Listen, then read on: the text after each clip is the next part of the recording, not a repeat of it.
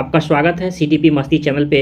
साथियों, आप जो स्क्रीन पर क्वेश्चन देख पा रहे होंगे, यह क्वेश्चन सीटेट में कई बार आ चुका है और आगे भी जो पेपर जो होंगे तो उसमें आने की संभावनाएं ज़्यादा है। एक एक करके जो टॉप क्वेश्चन सीटीपी के हैं एक करके देखेंगे।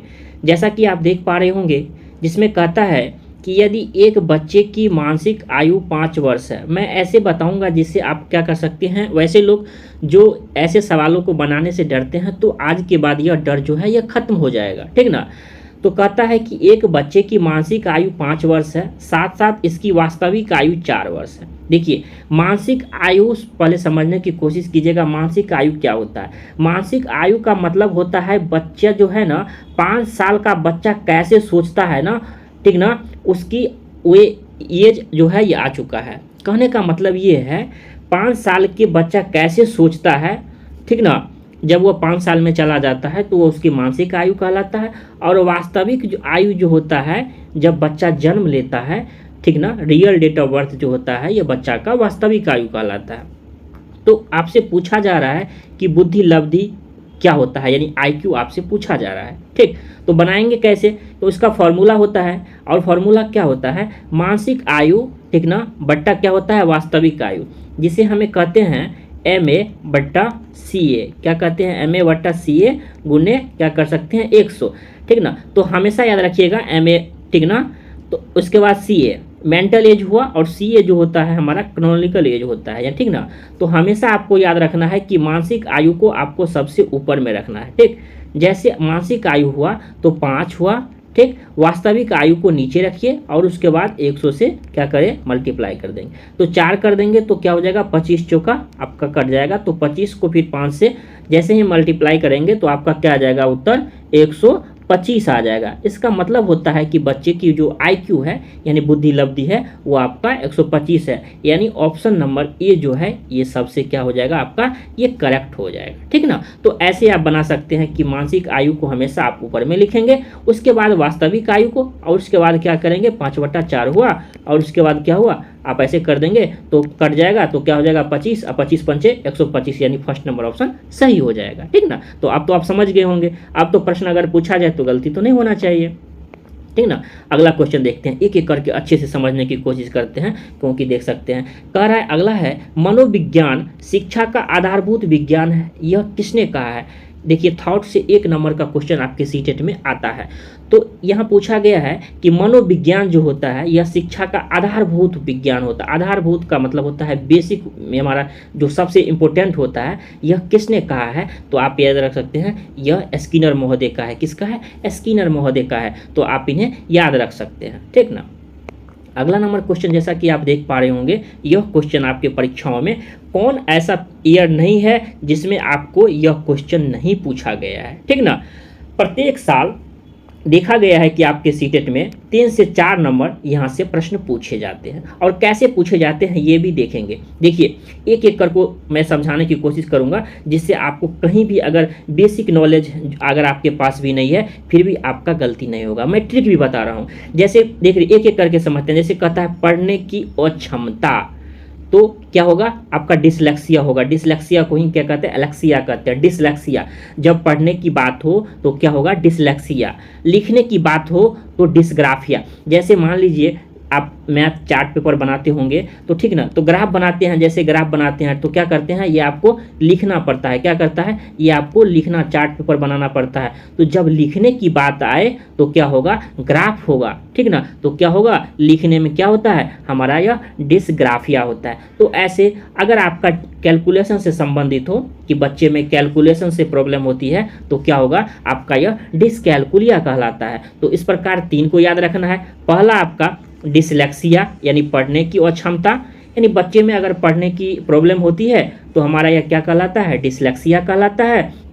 लिखने की बात हो तो डिस्ग्राफिया होता है, और जब गणित में बच्चे कैलकुलेशन से दिक्कत आती है तो हमारा यह क्या कहलाता है? डिसकैलकुलिया कहलाता है। यहाँ से प्रश्न 3 जो मैंने बताया तो 1 नंबर का आपकी परीक्षाओं में फिक्स रहता है, यहाँ से प्रश्न आते हैं। देखिए अगला क्वेश्चन जैसा कि आप स्क्रीन पर देख पा रहे होंगे, कहता है कि पियाजे की औपचारिक संक्रियात्मक अवस्था। इस चीज़ को आप गौर कीजिएगा, शब्द का ही सीटेट में जो है ना ये खेल हो जाता है।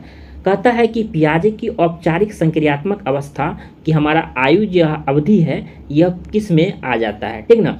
तो पियाजे की पता होगा साथियों, जिन पियाजे जो एक मनोवैज्ञानिक थे तो उनके अनुसार ये 4 तरह के यानी अवस्थाओं दिए थे, ठीक ना। तो पहला में आपका क्या कहलाता है, सेंसरी मोटर कहलाता है, ठीक ना, जिसमें बच्चा अपने सेंसर से क्या करता है, इंद्रिया जनित गामक अवस्था क्या कहते हैं इंद्रिया जनित, ठीक। दूसरा आता है हमारा पूर्व संक्रियात्मक, क्या कहते हैं, पूर्व से याद रहे, पूर्व संक्रियात्मक। और तीसरा हमारा आता है मूर्त कह सकते हैं, ठीक ना, जिसे हम क्या कहते हैं हमारा क्या होता है, मूर्त कहलाता है, ठीक।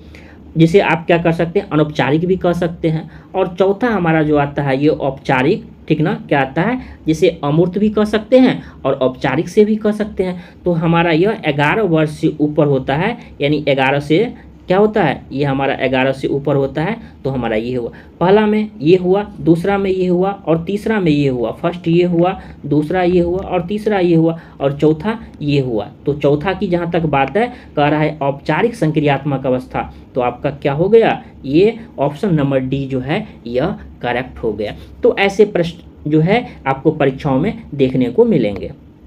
अगला है, जैसा कि आप स्क्रीन पर देख पा रहे होंगे, कहता है कि गर्भ में बालक को विकसित होने में कितने दिन लगते हैं, ठीक ना। तो आपसे पूछा जा रहा है, तो यह कितने दिन लगते हैं, 270 से 280 दिन जो है ये बच्चे जो माँ के गर्भ में रहते हैं ना, तो गर्भ में बालक को विकसित होने में आपको पता होगा 9 महीने कहलाते हैं। तो 30 से क्या करेंगे, जब आप करेंगे तो कितना हो जाएगा, 270, ठीक ना। तो कभी 31 भी होते हैं तो कहा जाता है 270 यानी 280 दिन। ये हमारा 270 भी रहे तो भी और 280 रहे तो भी, ठीक ना। तो आपका वही उत्तर हो जाएगा, ऐसा नहीं रहेगा 270 रहेगा तो एक ही देता है, परीक्षा में आपको इतना नहीं गहरे ढंग से फंसाया जाता है, ठीक ना। उसके बाद है, जैसा कि आप स्क्रीन पर देख पा रहे होंगे, कहता है गर्भ में सर्वप्रथम निर्माण होता है, यानी माँ के गर्भ में सबसे पहले एक बच्चे का क्या निर्माण होता है, तो हमारा यह क्या होता है, सिर से। जैसा कि आपको पता होगा, जैसे एक विकास के सिद्धांत में क्या है, शिरोपदामुखी क्या है, आप नाम भी एक बार जरूर सुनेंगे, शिरोपदामुखी क्या कहलाता है साथियों, शिरोपदामुखी कहलाता है, ठीक ना। यानी बच्चा जो होता है यह सिर से क्या होता है, हमारा क्या होता है, सिर से पैर की ओर होता है। कैसे होता है, सिर से हमारा पैर की ओर होता है। जैसे बच्चे जन्म लेते हैं तो उनके क्या होते हैं, सर जो होते हैं हमारा आगे होता है और पैर पीछे होता है। तो सबसे पहले इसीलिए बच्चे के माँ के गर्भ में सिर का विकास, हमारा सर का जो होता है ये पहले होता है, ठीक ना। तो ऐसे सवाल आपको परीक्षाओं में देखने को मिलेंगे। उसके बाद है, जन्म के समय पूछा जा रहा है, जन्म के समय शिशु में कितनी हड्डियां होती है, ठीक ना। तो ये हमारा कितना हो जाएगा, यह हमारा आप देख सकते हैं यह हमारा 270 हो जाएगा, ठीक ना। तो वन लाइनर थॉट है, आप जरूर इसे याद रखें क्योंकि आपके परीक्षाओं में देखने की संभावनाएं जरूर होगी। उसके बाद जो है यह क्वेश्चन है, कहता है किशोरावस्था जो है बड़े संघर्ष, तूफान और विरोध की अवस्था है, यह कथन किसका है। कहता है कि हमारा किशोरावस्था जो होता है यह बड़े संघर्ष का मतलब होता है इस अवस्था में बच्चे संघर्ष करते हैं। अब पढ़ाई, आप भी अगर टीचर बनने की तैयारी कर रहे हैं, ठीक ना, तो संघर्ष कर रहे हैं। तूफान, आंधी और तूफान का मतलब होता है एक गुस्सापन भी आता है। विरोध, अगर आप उसके खिलाफ चलेंगे तो वो विरोध होता है। तो यह अवस्था यह किसने कहा था, तो हमारा यह जो स्टेनली हॉल एक जो मनोवैज्ञानिक हैं उन्होंने कहा था क्या, किशोरावस्था जो होती है बड़े संघर्ष, तूफान और विरोध की अवस्था है। तो आप इसे वन लाइनर थॉट है, आप इसे जरूर याद रख सकते हैं, ठीक ना। उसके बाद अगला नंबर क्वेश्चन, जैसा कि आप स्क्रीन पर देख पा रहे होंगे, उसमें कहता है किस मनोवैज्ञानिक के अनुसार पूछा जा रहा है के अनुसार विकास एक सतत और धीमी प्रक्रिया है।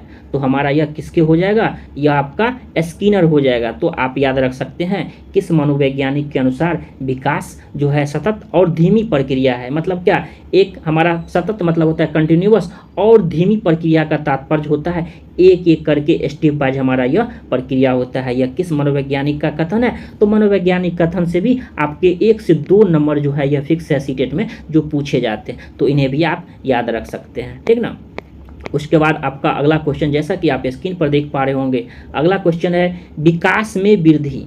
कह रहा है विकास में वृद्धि, अगर किसी व्यक्ति में अगर सोचने में वृद्धि हो रहा है तो उससे ये ऐसा मत समझ लीजिएगा पौधे में वृद्धि। कह रहा है कि विकास में वृद्धि, यानी कोई बच्चा में अगर वो सोचने की वृद्धि हो रहा है तो कैसे हो रहा है, तो जैसा कि आप ज्ञान में वृद्धि है या संवेग में वृद्धि है या वजन में वृद्धि है, जब आप चौथे ऑप्शन को देखेंगे तो उसमें स्पष्ट है उसके आकार में भी हो सकता है, उसके सोच में भी हो सकता है और उसके साथ समझ कौशल में वृद्धि। यानी इस प्रकार जो है ये पूछा जा रहा है कि विकास में वृद्धि, अगर बच्चा पढ़ने में तेज हो रहा है तो पढ़ने में तेज हो रहा है, यानी अपनी स्किल को सीख रहा है तो उसमें वृद्धि हो रहा है।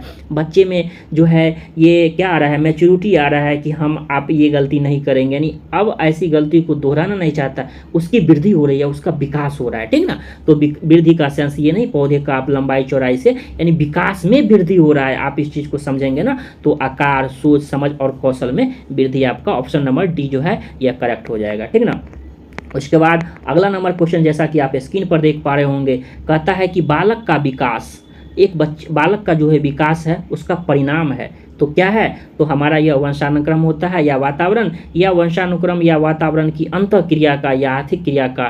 तो बालक का जो किसी विकास का जो परिणाम होता है ना, ये हमारा जेनेटिक्स होता है और इसके साथ साथ इसका वातावरण की अंतःक्रिया का। देखिए अंतःक्रिया का मतलब होता है दोनों के बीच सामंजस्य का उत्पन्न होता है। तो इस प्रकार एक बालक का विकास में वंशानुक्रम भी महत्वपूर्ण होता है, साथ साथ वातावरण भी महत्वपूर्ण होता है। इस प्रकार ऑप्शन नंबर सी जो है यह क्या होगा, यह करेक्ट हो जाएगा। तो इस प्रकार आपने 10 क्वेश्चन जो कि इंपॉर्टेंट क्वेश्चन थे तो आपने देखा और समझा। तो वीडियो कैसा लगा आप कमेंट करके जरूर बताइए। और मैं बताना चाहता हूं कि आप सीडीपी मस्ती चैनल के साथ जुड़े हुए हैं ना, जिसमें आपको अगर आप 30 दिन समय दे देते हैं, मात्र 30 दिन, तो सीडीपी का बादशाह बन जाइएगा। यानी आपकी बेस इतनी मजबूत हो जाएगी। तो आज जो है आप चैनल को सब्सक्राइब कर सकते हैं और दोस्तों तक शेयर कर सकते हैं। और 30 दिन अगर आप देते हैं तो सही मायने में बाल विकास का आप एक अच्छे आपकी पकड़ विकसित हो जाएगी, ठीक ना। तो आशा करता हूं कि आपको ये वीडियो अच्छा लगा होगा। इस चैनल पे पहली बार आए हैं तो चैनल को सब्सक्राइब कर सकते हैं और वीडियो पसंद आए